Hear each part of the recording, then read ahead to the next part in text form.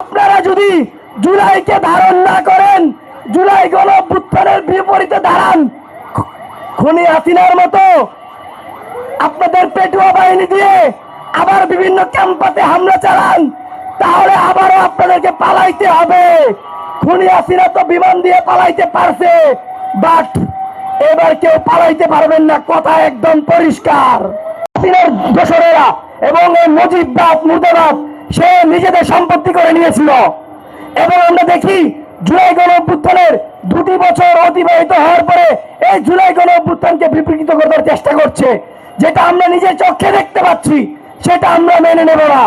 প্রিয় ভাই আমার, আমরা খেয়াল করি বর্তমান সরকারের বিরুদ্ধে আমাদের জুলাই গণঅভ্যুত্থানের সৈনিকেরা যদি তাদের সমালোচনা করে পোস্ট করে, তাদেরকে গ্রেফতার করা হয়।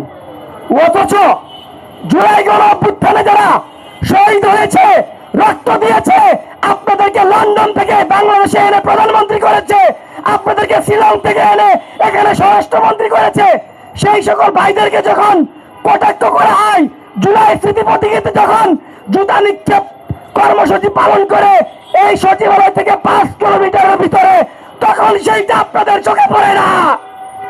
সেটা আমাদের জন্য লজ্জার।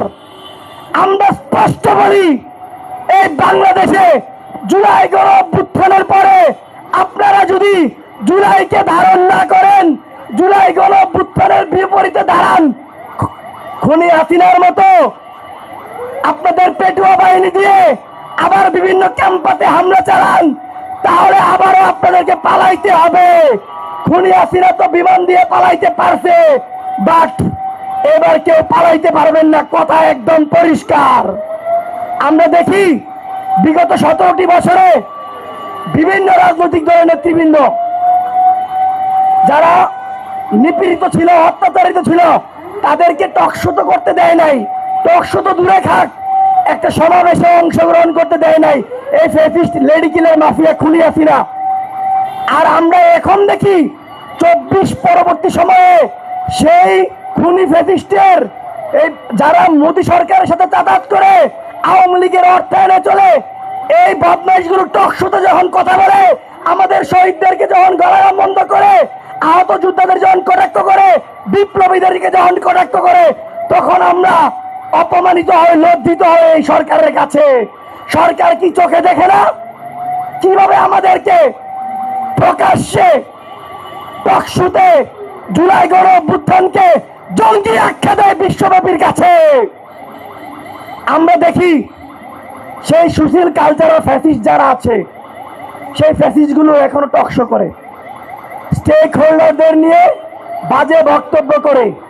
আরে ভাই, আমরা তারা জুলাইয়ের সৈনিক, এখানে যারা আছি সবাই মৃত্যুর জন্য প্রস্তুত থাকি দৈনিক। অভ্যুত্থান প্রয়োজনের সামনে আরেকটা হবে, তবু জুলাইকে বিক্রি হইতে দিব না, জুলাইকে কারো একক সম্পত্তি হইতে দিব না ইনশাল্লাহ। প্রিয় ভাইয়ের আমার, কথা বললে কথা শেষ হবে না। দেখেন, আজকে 2টি বছর হয়ে গেল জুলাই গণঅভ্যুত্থানের। আমাদের আহত জুলাই যোদ্ধা যারা আছে, তাদের উন্নত চিকিৎসা দরকার, কিন্তু সেই ভাইরা মন্ত্রণালয় থেকে মন্ত্রণালয়, হসপিটাল থেকে হসপিটাল, হেঁটে পায়ের জুতা ক্ষয় করে ফেলছে, তবু তাদের চিকিৎসা মিলছে না। আর সেই জায়গায় খুনি হাসিনার দোসর যে জুলাই গণঅভ্যুত্থানে খুনি হাসিনাকে সাপোর্ট দিয়ে এই রাষ্ট্রপতি চুপ্পু সাপোর্ট দিয়েছিল, পাবনার সাবেক জেলা সভাপতি, এই চুপ্পু কিনা যাবে বিদেশে চিকিৎসা করতে, এইটা আমরা মাইনে নেব না।